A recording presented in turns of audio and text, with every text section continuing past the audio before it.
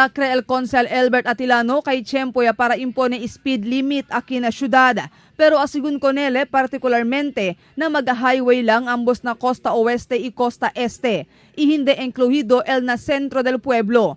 Tamira según ele con el necesidad de imponería speed limit na mag-highway. Siguiendo con el seguiditos mag-insidente de aksidente vehicular que taokuri na mag-mentionaw highway.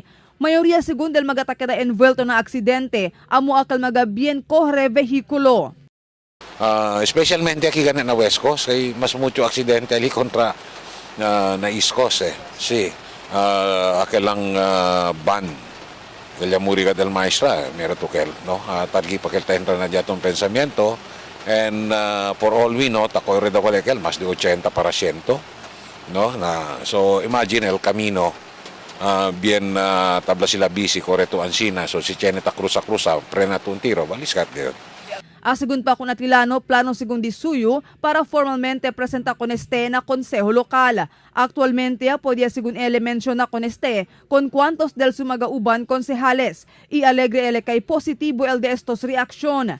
Pero antes según ele puede hacer con este, tiene que hay colecta ele una con el mga importante detalye que puede soportar con di su propuesto. Igual el record del police sobre el mga aksidente vehicular.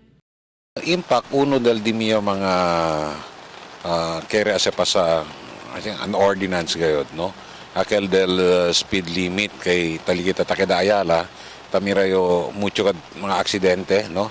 Kaya kita takoren na linya, los naman dito sige na linya, overtake, siguro uno para considera.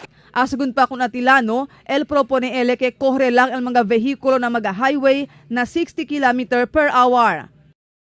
Siguro, the most is 60 kay silampas to na 60 dol uncontrollable yalen. Within 60 dol si prena to, dol hindi pa mambalis ka tel kwan, dol controllable pa to con el vehikulo.